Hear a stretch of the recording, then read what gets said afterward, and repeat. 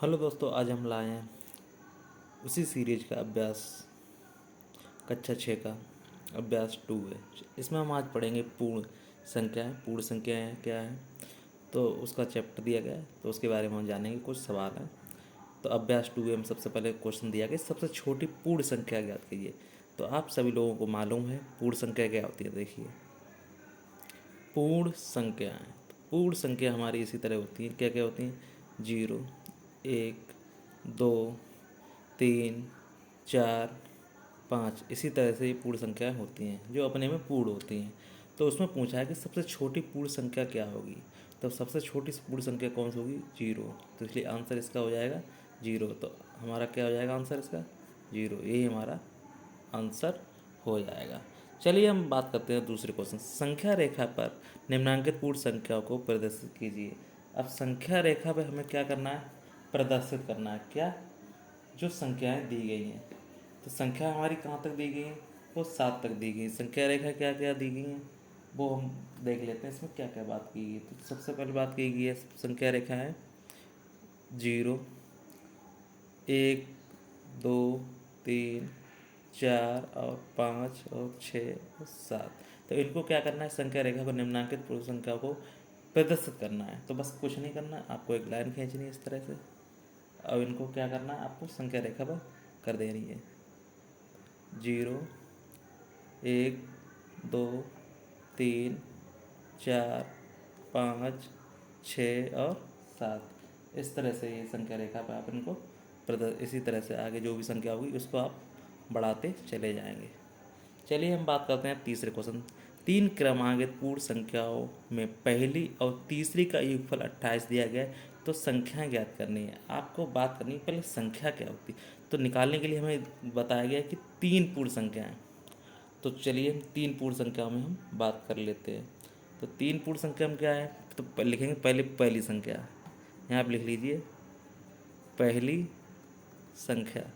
तो संख्या पहली संख्या क्या मानी जाएगी? x। दूसरी संख्या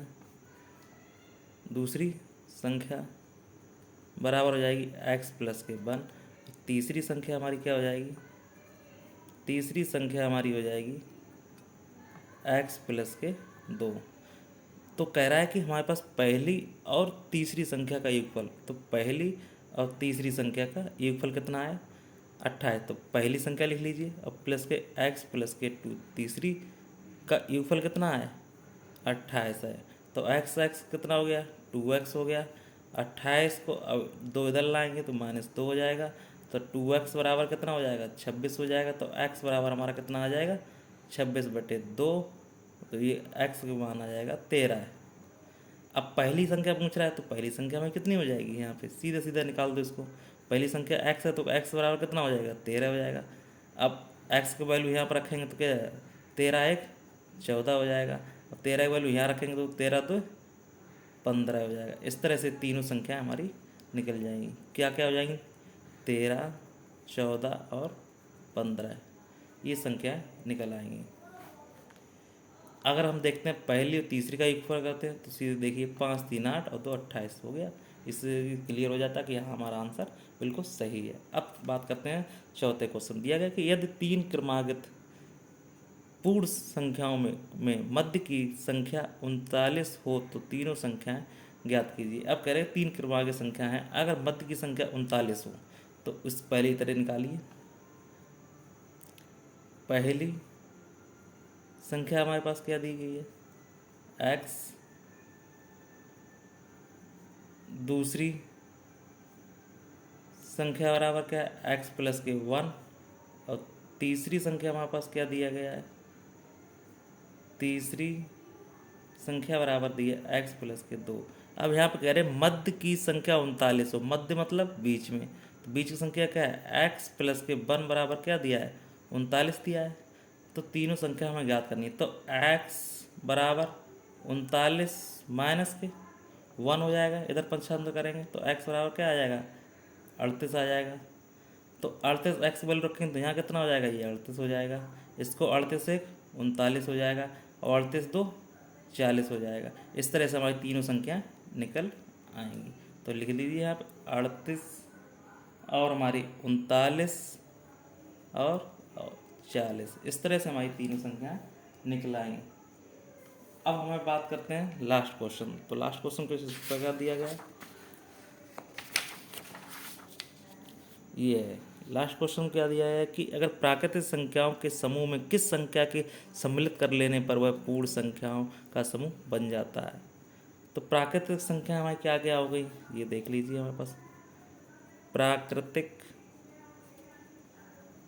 संख्याएं, प्राकृतिक संख्या हमारे पास क्या है, 0 है, 1 है, 2 है, 3 है, 4 है और 5 है। इस तरह से संख्याएं हैं। तो इसमें कह रहा है कि प्राकृतिक संख्याओं के समूह किस संख्या के सम्मिलित कर लेने पर वह पूर्ण संख्याओं का समूह बन जाता है। कुछ नहीं है तो संख्या हमारी कौन सी, 0 को सम्मिलित कर लेने पर। तो इसका आंसर क्या हो जाएगा हमारा, 0। यही आंसर हो जाएगा।